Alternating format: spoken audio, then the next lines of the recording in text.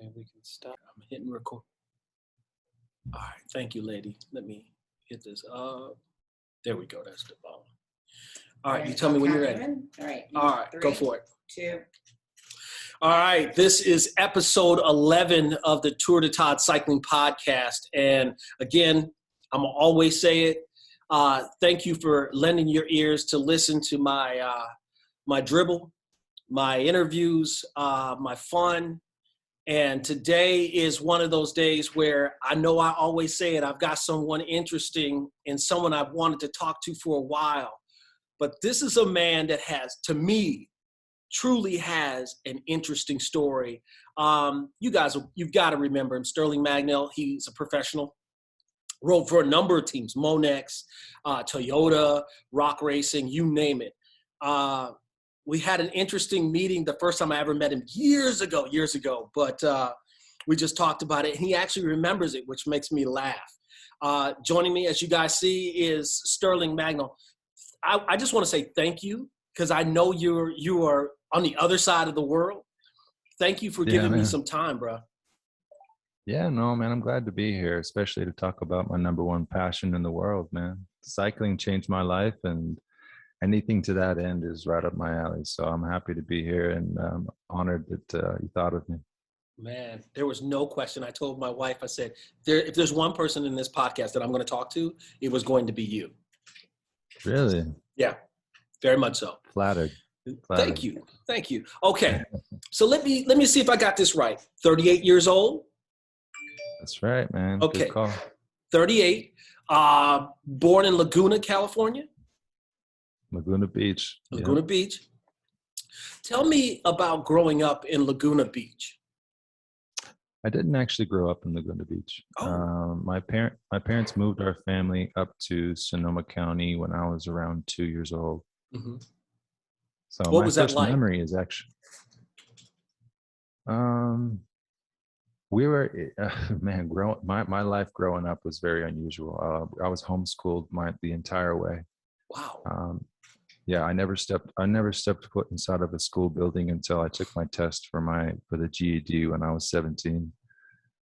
So it kind of, my first memory is being stuck on the edge of the lawn in one of those baby walkers in Laguna Beach when I was like 1 year old. Growing up in NorCal was dope. I mean, most of my life was spent out in the countryside. And so I had a real holistic kind of playing in the dirt, getting dirty, a lot of family time, real close-knit community around the homeschool ethic. And, there was good parts and bad parts, but it was especially good for me personally. I'm dyslexic, but I never knew I was dyslexic growing up. Wow. And being homeschooled and really having that free-form environment allowed me to develop really naturally. And perfect place to start riding bikes. I started young, very young. I had a 5-speed mountain bike when I was like 6. And so it was always part of my life until I started racing when I was 12, and that it really took off. But NorCal was a good place to grow up, good place to be a kid. Not bad.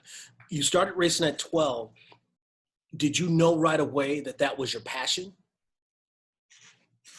I had a lot of different passions growing up, as every kid does. You dream of all kind of crazy things. But if people are familiar with Tom Ritchie, the founder of Ritchie Designs, he had one of the longest running professional mountain bike teams in history.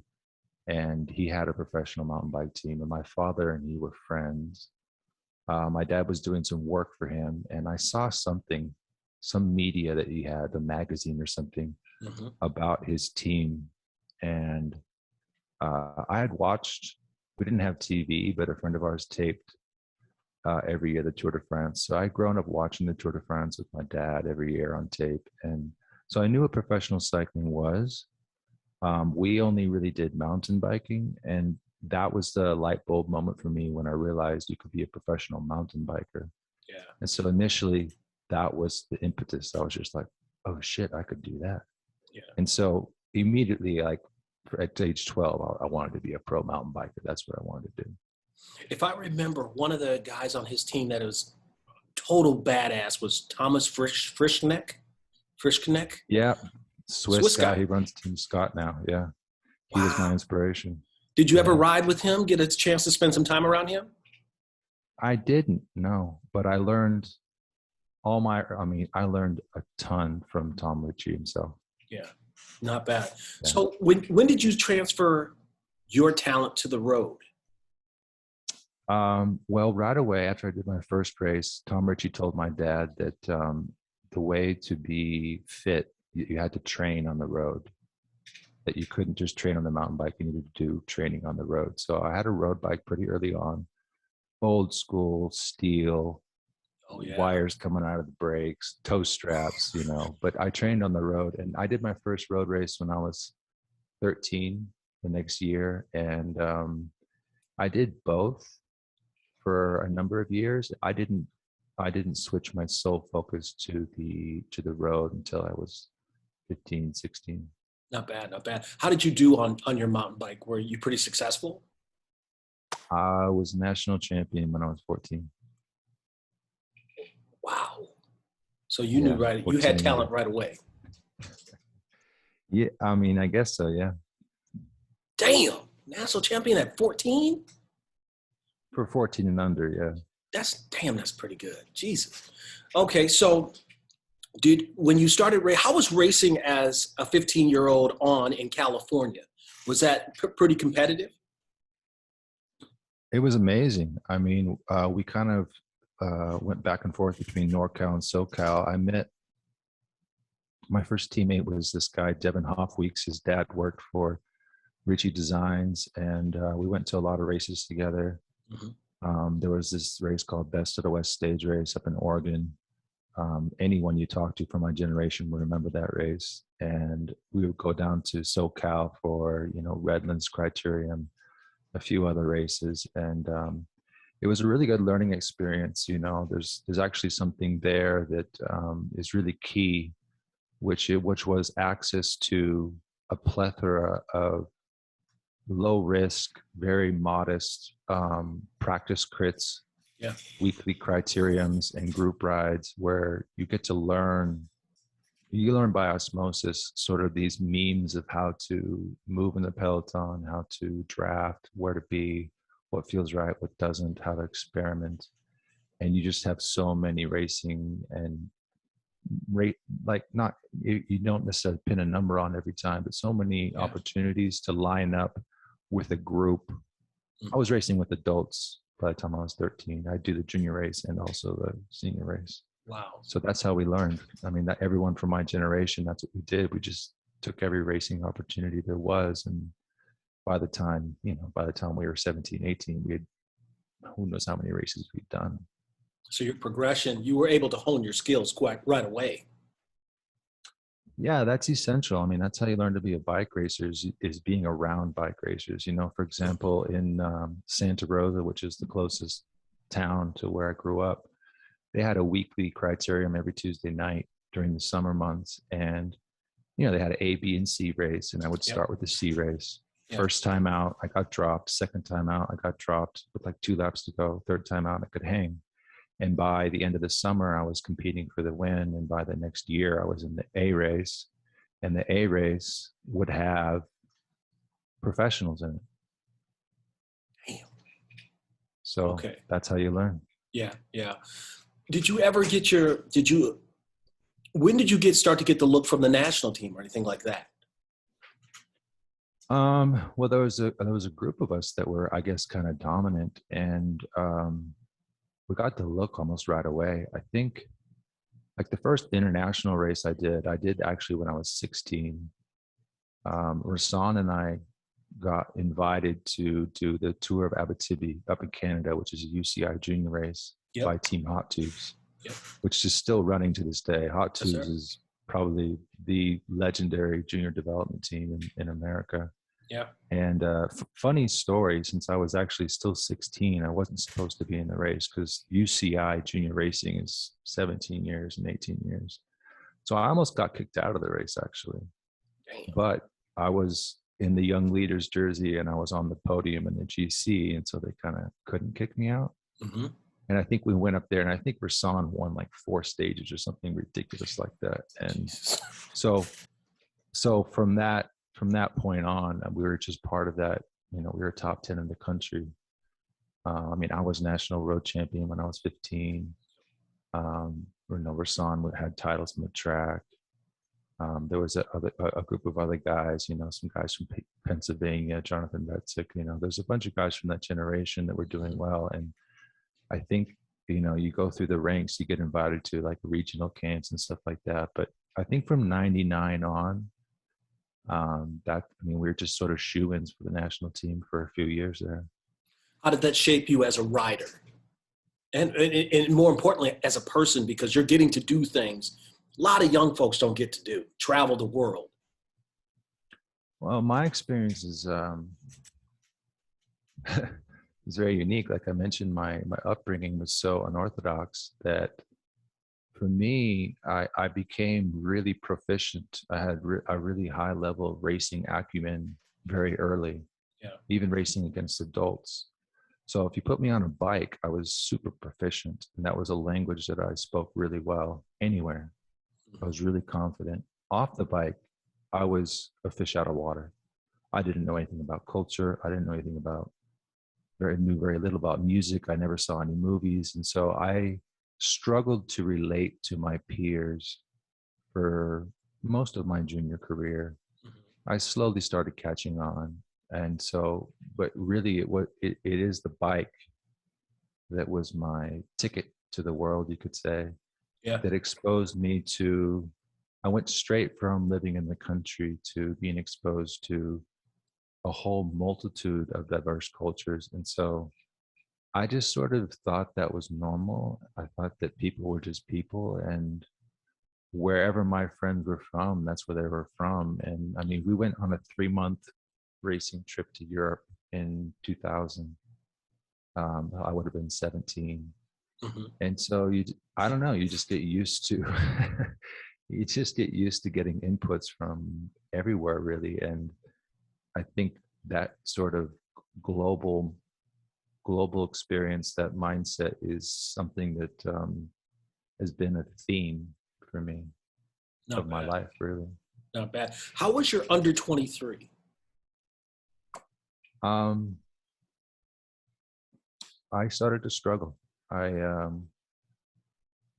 have, without going into too much detail, I had there were some personal issues for me. There were some family issues. I struggled with some biomechanical issues. I struggled with weight. I struggled with my diet, and I really didn't have a good coach or good guidance. So, I mean, I would sort of lapse in and out of depression, and then I would overtrain. I would starve myself.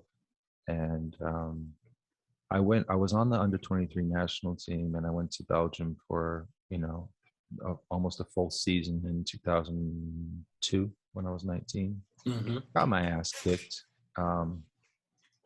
And I went back and forth. I went back again in 2004 and did quite well. But ultimately, sort of because of the issues that I had going on personally, I hedged my bets and turned professional on a continental team in the U.S. That's 2005, right? Or was that, I turned professional in 2003 with Sierra Nevada. Oh, that's right. And I was on Sierra Nevada for 2 years. And in 2004, I actually went back to Belgium. The reason why I didn't go in 2003, so I went to Belgium with the national team in 2002 and 2004, but they weren't, their budget got cut or something like that. So you had to pay for your own ticket to go to Europe. I didn't have the money.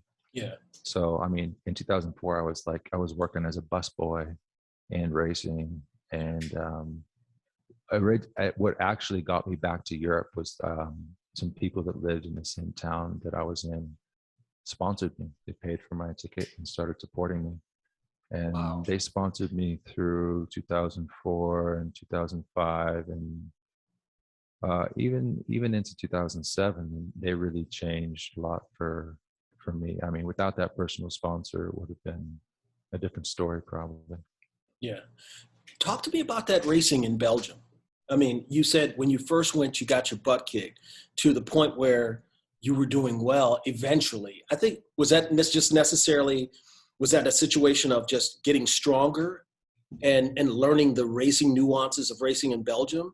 Or what was the first like when you got there?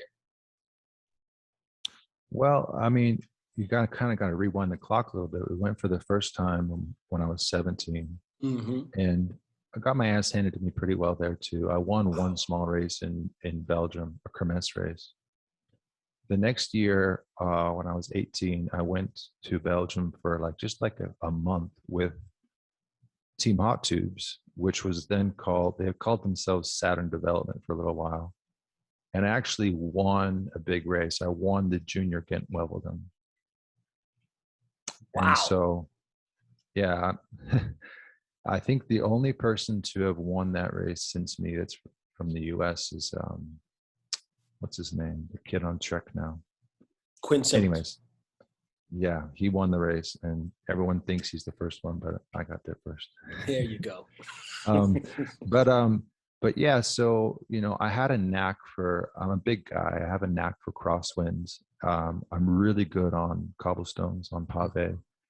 Um, I had heartbreak my first year as an under 23. I was doing really well in Roubaix. I think it was the third or fourth stretch of cobblestones. I crashed, I got back up, and then a few stretches later I was in the lead group and I was just fucking loving it. And I crashed again and I broke my hand. Wow. So it was sort of a real up and down thing. Because of my size, any race that had serious hills in it, I was out the back pretty quick. Mm-hmm. And that was my major Achilles heel. I mentioned my biomechanical issues before. I needed some help with my bike fit that I could never quite figure out, which I've figured out now, but too little too late. And in 2004, I was doing quite well. It was anything that had cobblestones in it, I was right there in the front. And I was actually roommates with Tyler Farrar. I don't know if you know Tyler Farrar. Heck yeah. That's the big Yeah, red bus. amazing work ethic. And we were neck and neck for quite a while. And I went back. We did the spring trip. I went back to the U.S. and I never went back. And it's down to sort of my personal psychology. I think Tyler had a really, really good work ethic. He was focused 100%. And he was going to stick with it. And I think because I had a sponsor and I just didn't have the guidance to really see it through. Yeah. And being in Europe, living in Europe is not easy for anyone. I mean, if you're from America, living that professional life that you have to live as a bike racer is very, very dry and very, very simple and very, very disciplined. And there's not a lot of variety or life in it. And, I mean, other people have talked about how professional cycling is sort of lacking this diversity, this creative element, and it's become kind of stagnant and myopic, and that's kind of true. You really had to make it through that personal desert, if you will, to make it as a pro. Mm-hmm. And for me, the temptation to just ride on smaller teams in the US was, I guess it was easier and more within reach. You know what? Self-awareness is underestimated. Oh yeah, and it's hard to achieve. Yeah. What type of rider would you say that when you look back at your career, what type of rider did you consider yourself? Mediocre. Were you a sprinter? I could sprint, but if I was up against actual sprinters, I'd lose. So I have a small section in my book that I'm trying to finish editing now that I call "The Space Between Belongs to Me," and I sort of outline a period in 2003 where I was going head to head with sprinters all year long, mm-hmm. and I kept losing, and I kept crashing, and I was really, really frustrated. I was like, how am I going to figure this out? Because I'm big, I take a lot of room, I was aggressive, and it just was not working. And I sort of formulated a different approach, and I realized that I could win races by, let's say, attacking with half a lap to go. And with my sort of inertia and using the corners and stuff like that, that there was sort of this dead spot, you know, this hesitation between when the breakaway gets caught and the sprint happens, where everyone's like, okay, it's going to be a sprint. They've made up their minds and their guard is down. And so I realized I could win a race that way. And I actually realized that quite early. Do you want to hear a funny story about Talk to me. about Rasan? Yeah, talk to me. Yeah. So going back to the junior days, I don't know if Rasan would remember this, but I was 15. Rasan would have been 16. We were doing the Redlands criteriums, you know, on the last day of the Redlands stage race. They have all the amateur criteriums. Yep. And, you know, as a junior, you're allowed to race up. So we would do the 15-16 race and also the 17-18 race. So we do the 15-16 race. And of course, Rasan waxes me in the sprint. I get second, you know, he just blows me away in the sprint. And then we line up for the 17-18 race, which is, you know, it's faster. It's a little bit more predictable, stronger guys. And the whole way through, I'm thinking like, how am I going to beat this guy? I'm like, man, like, how am I going to do this? And I attacked him. I attacked with right out of the chicane with 2 corners to go. And I won that race by attacking early. And so I was just like, oh man, I got to look for that window of opportunity. And it's not always there. Doesn't always work. So, I mean, most of my wins as a professional came from that kind of move. So no, I'm not a pure sprinter. I can win from a breakaway, and I can win by doing what most people won't. Yeah. Okay, so you're with Sierra Nevada 2003. Is that when Mike Dietrich was there? I don't remember that name. I think he might have been there before me. Okay, so you go from there. I believe. Let me see what I've got. I've got Monex at 2005. Yeah, that was a fun year. Toyota United 2006. And then from 2007 to 2009, Rock Racing. Yeah. And 2010, I'm not sure. I don't see anything for 2010. 2010, I was on a team called McGuire. I don't think it was Dave McCook. It wasn't technically professional that year. I wasn't on it with Dave McCook. So there was a year there where technically I didn't have a professional license, but then I came back with Wonderful Pistachios for 2 years. Yeah. Okay, I've got. What would you consider your top or one of your favorite wins as a professional? That's pretty easy. There's a lot of them that were dope, but in 2008 was an amazing year. Yep. I didn't impress anyone in 2007, so I was actually on a $0 contract. I wasn't getting paid. Wow. So how were you living? I had side jobs, man. I worked as a bike messenger in downtown LA in the winter, and got certified as a personal trainer after that. But then I was just sort of skating by. I basically downsized. I moved from downtown LA to East LA, and just lived a simple life. But it was good for me. It was good for me. And our budget had, the financial crash was starting to trickle in. So our budget was getting cut, and but we found a way to scrape together enough money to go to Super Week. We drove out there. Rasan, Justin, and I drove out there, and we had a really good run. Some drama there that I won't go into. But my favorite win comes after that. Later in the year, we went to Downers Grove, which was the national championships. Yep. And there's a pro-am race the night before the national championships. That includes where any nationality can ride, and then there's the national championships the next day. And we'd already won a lot of races that year. We were riding high, and I wasn't too sure about my form, but I was feeling good. And it was one of those times when the roles reversed, and think it was like 3 laps to go. Rasan comes up to me and goes, "Do you want to win?" I was just like, "Yeah, follow me." So I followed That's him. He led nice. me out.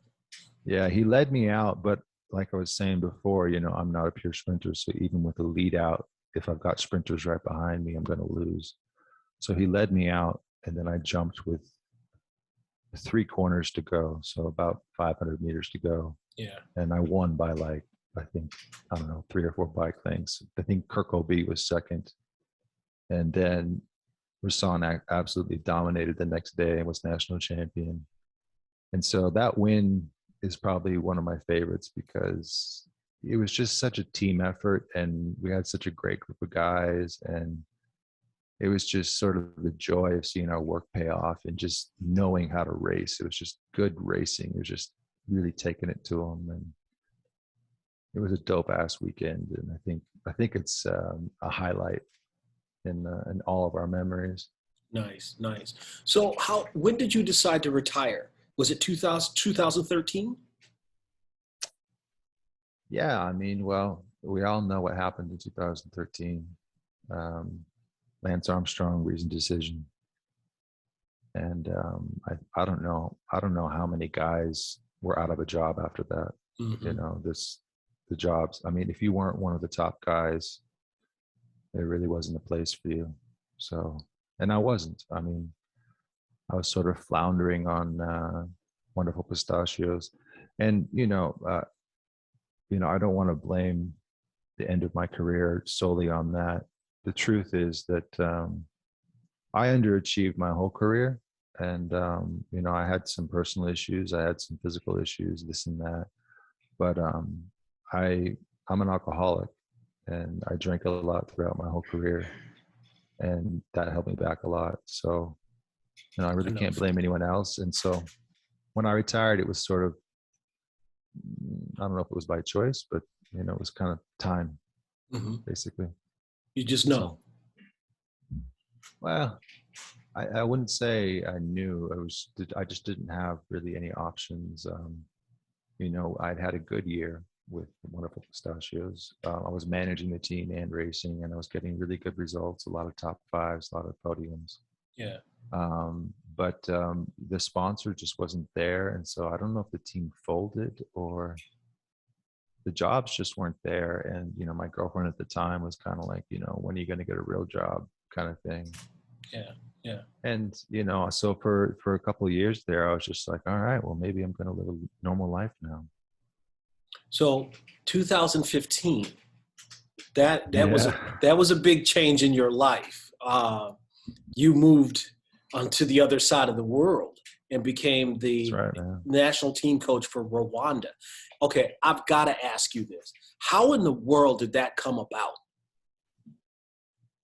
Well, if you remember Tom Ritchie. Oh, yes. So one of the people that Tom Ritchie is well acquainted with is Jacques Boyer. Yep. No Jacques. So Jacques Boyer is someone that my father had met and been around. Wasn't like a close friend or anything. Mm-hmm. Tom had been to Rwanda years earlier and was the one that encouraged Jacques to go over there. And I'm not sure, hook or crook, I'm not sure how it came about, but I had been working in the trades for a couple of years, but I was starting to find my feet again. I was like, you know what, I need to do something in cycling.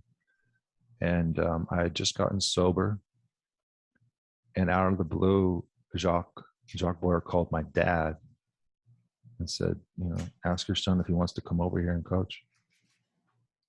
Wow, that's so random.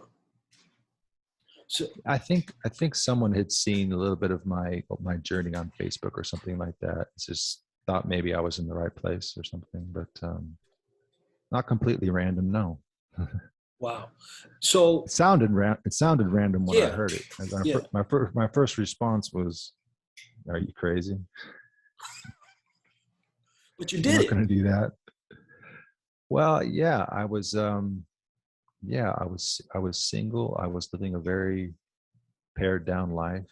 I knew I wasn't going to work in the trades forever. I wanted to do something in cycling. And I was just in the right position to do it. It took me a couple of months to make the decision. I asked some people that I knew what they thought. Everybody was like, yeah, man, you should go, which kind of surprised me. And I talked to, I don't know if you know Scott Needham. I know the name. Scott Needham was a pro. He rode for BMC for a number of years. He had a head Yeah. injury that took him out of racing. He couldn't afford to race anymore after his head injury. But he had coached me the last year I was pro. You know, I just paid him to write me a program. And he had been to Rwanda for a couple of months just to see how it was. So I talked to him at length about, you know, the situation over there, the environment, what it was like. And he had some really good advice for me. And the thing that he told me was, you know, it's a job for someone on their second chapter in life, not the first chapter. You know, Yeah. it's a complex thing to do. And I was just like, well, I'm definitely on my second chapter now. So yeah, I burned the boats and went, man. I got rid of everything. You know, I think I have like 5 boxes of stuff at my mom's house. And yeah. Talk to me about getting there and working with the riders and the federation. How was that, man? I'm really interested in that. Bro, I've been here for almost 7 years now, and it was, I mean, it was wonderful. Mm-hmm. It was beautiful. I mean, for me, sharing the bike with people where the bike seems to be as important to them as it is to me is my heart's desire. You know, a lot of places in the US or in Europe, you know, cycling's an option. You know, people don't need to ride bikes and it's kind of obscure. You know, there's other sports to compete, there's other things you can do, Yeah. and so for me, coaching in the US or somewhere where there's all these options wasn't that interesting. The bike is so important to me. You know, it absolutely revolutionized my life, that being in a place where you realize the sport has that same potential Yeah. is really in line with my values and what I really wanted to do. So it was really fulfilling. I took an approach that might be, I don't know, I just tried to zero out any kind of preconceptions I had and just learn from my environment and learn from the people I was around. And so I spent a lot of time with the guys from the team. You know, I go with them to town, I go with them to church, I would visit them at home and just be with them and see what their lives were like. And I think the approach that I took allowed me to sort of integrate as much as someone from somewhere else can. Yeah. Yeah. And I don't know, we probably don't have enough time for me to really go into the evolution of that. I will say that, you know, Jacques Boyer had formed an NGO called Team Africa Rising, Mm-hmm. which is still operating today. He operates it from a base in the US now. But so I was working for an NGO. I was the head coach of the national team on paper, Mm-hmm. but the NGO was my employer. And that insulates you from a lot of things. Oh, It insulates you from really getting a sense for what the culture's like. You know, a lot of things are done for you. I lived at the training center, so I didn't get the full experience until that NGO wrapped up their operations and left in 2018. And I'm like, I'm staying. So then I contracted directly with the National Federation. And that was a different experience. And I just became more and more integrated in the community. You know, I met artists and photographers and musicians in Kigali. I got an apartment in Kigali, so it split my time between where the training center was, which was kind of far, yeah. and the city, and just started to, yeah, really embed myself. And, you know, there was a point where I was like, okay, this is home. I'm never leaving. Are you serious? Yeah, there was a good stretch of probably 3 or 4 years where I had no intention of leaving. Wow. What about the talent pool? because I see other countries like Eritrea is doing really well. South Africa has always been pretty good. They've got some really good riders on World Tour teams. Their track riders are good. What about Rwanda? Does it have a velodrome, and does it have the talent pool of riders? Do you think? The talent pool is immense, absolutely immense. Um,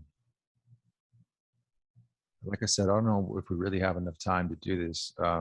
There's a real Eritrea is a special case. Yeah. South Africa is South Africa. Rwanda, we don't have a velodrome. We should. For whatever reason, the government here has never matched the funding and the input that the NGO did with Jacques Boyer. So we reached a real high point in 2018. And since then, there's been a decline. Mm-hmm. The talent, there's no issue with talent. There's immense talent in Rwanda and all throughout Africa. The issue is equipment, races, and just a willingness to do it. You know, you know, if you gave me, I tell people here, if you gave me just the budget that they give the soccer federation Mm-hmm. for maintaining football pitches, if you gave me just that budget, I could turn this place inside out. I always tell people, you know, if you delivered 100 bikes to Rwanda, there'd be 100 kids racing them within a week. There's that much talent. There's that much desire to race, and the environment is perfect for it. Put simply, there's a very man, I don't want to get too far into it. There's the political environment. Just gonna ask you that. Not just like in terms of government, in terms of like international politics, but everything's very political from the lowest levels on up. It's a very class-driven, hierarchical society. That's that's not really it. Those were originally class distinctions and not ethnic distinctions, actually. Okay. I try to cover this in my book. It's really difficult to talk about. It's really difficult to write about because it's so complex. I can't really say why. The willingness just is not there to invest. It's the culture is such that people that come from nothing are not encouraged or really allowed to. It's not like a free society where if you apply yourself and you work hard, you can come from nothing and become someone. Yeah. Your origins really it's sort of like a life sentence. Wow. Athletes have a really hard time speaking up. You don't cross anyone that's above you.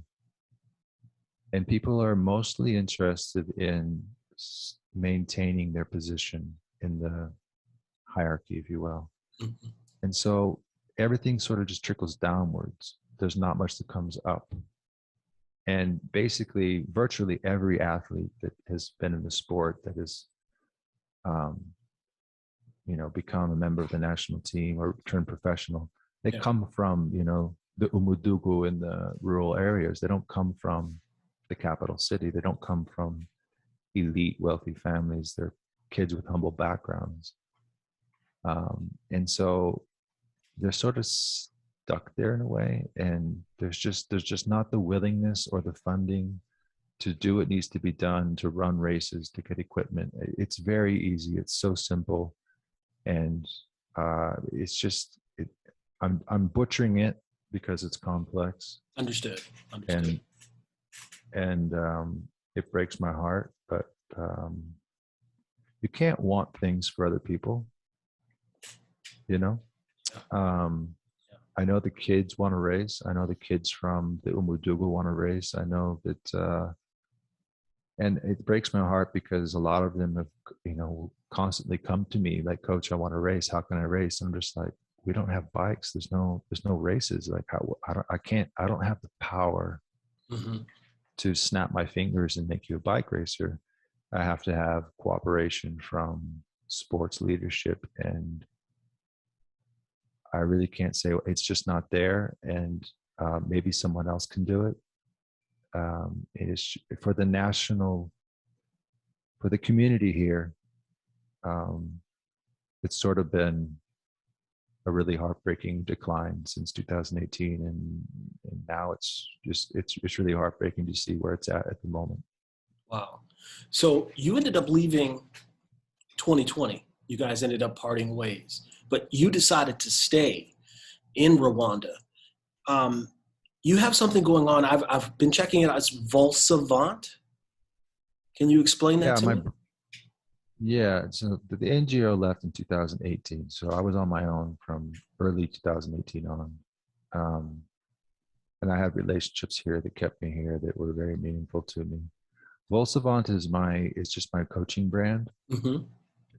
And I don't really put it out there because the only coaching that I do is very involved. Yes, sir. You know, it's the whole person. You know, if someone just wants a training program, I point them to Trainer Road or wherever. Yeah, that's You know, fair. you can go get a program there. The kind of coaching I do is full body, if you will. And I actually do coaching outside of cycling through a friend of mine who has a platform that coaches men Mm-hmm. on getting their lives together, basically. Um, I'm I'm a huge student of psychology, and my experience has given me such a, I don't know, such a wide range of experience to tap from Mm-hmm. that yeah, I'm really not interested in just coaching people just for their training. I'm interested in coaching the whole person. But I do very little of that. It's only Yeah, a few clients, and I yeah. don't really advertise it. But Volsavant is it's two words. It's vol and savant. Do you know what a savant is? Mm-hmm. Vol is the French word for flying, so it's basically flying savant. And I just needed a unique name to put on my work, and It worked. I have yeah, I have plans to sort of develop that a little bit, but it's just my brand more or less. Not bad. I don't want to hold you up too long, but I was just curious. Now you're in Rwanda now. What are you doing now? And how is life for you? I'm in a tough spot. I've lost everything basically. I really wanted to stick my neck out and see if I could create change.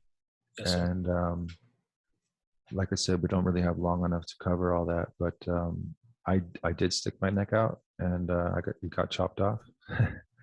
And so yeah, I kind of lost everything. I've become fairly destitute in a number of ways, mostly personally. But I'm gonna move. I'm gonna leave by the end of the year, Yeah. and I'm gonna rebuild. I'm editing my book. I'm writing a lot now. I want to publish it in the spring, which is basically this story. It's a look at humanity through Yeah. cycling, through the lens of cycling.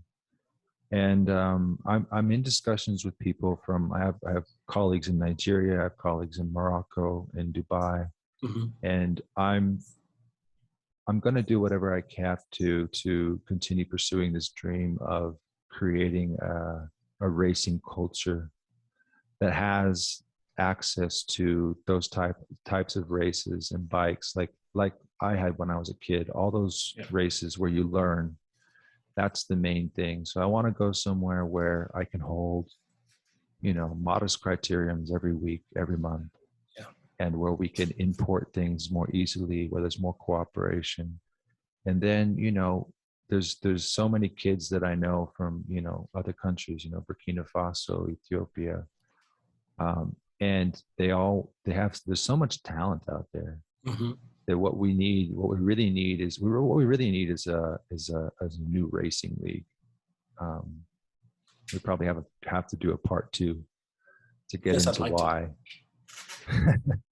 Yeah, man, we can talk about racing and what the need for a separate racing league or a new racing league, you know, to really start over with cycling, hit reset, and I want to go somewhere where we can plant the seed of that.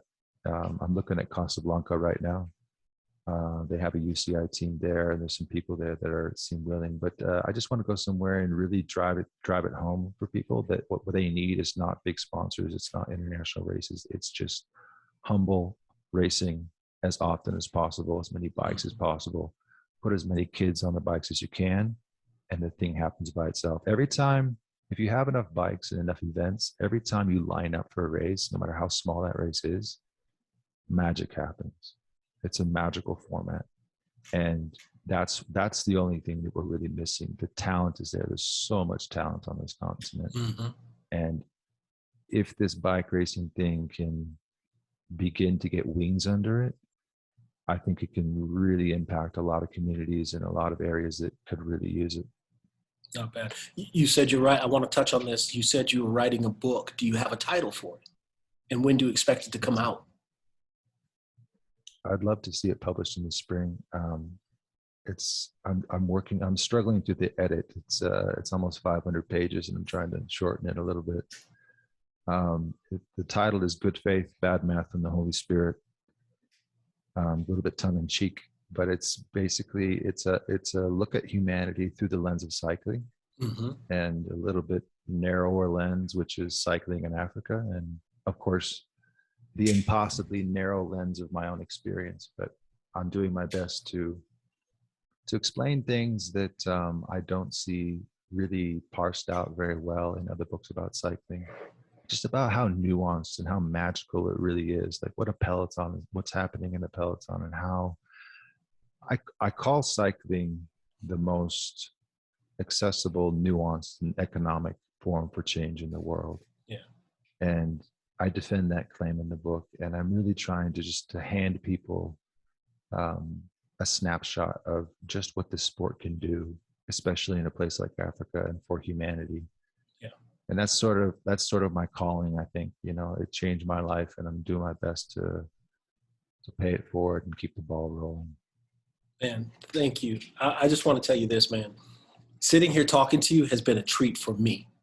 I'm getting to know who you are as a person, and I really like it. And I just want to say thank you, because you didn't have to come on here and talk to me at all and tell your story. And I really appreciate you giving me the time. Absolutely, man. Getting the word out there, and I like what you're doing. Thank you. I like that you're talking about the sport, and I like that you're pulling in interesting individuals. There's so many podcasts out there. I know it's not easy, so I wish you courage on the journey. Man, and keep up the good work. Well, I say this. You said a part 2. Eventually, we got to sit down and do a part 2, because I want to talk to you again. Absolutely, man. If I'm alive and I'm kicking and I got internet access, then I'll be there. You got it, man. Thank you so much, Sterling. All right, man. See you. All right. Stay blessed.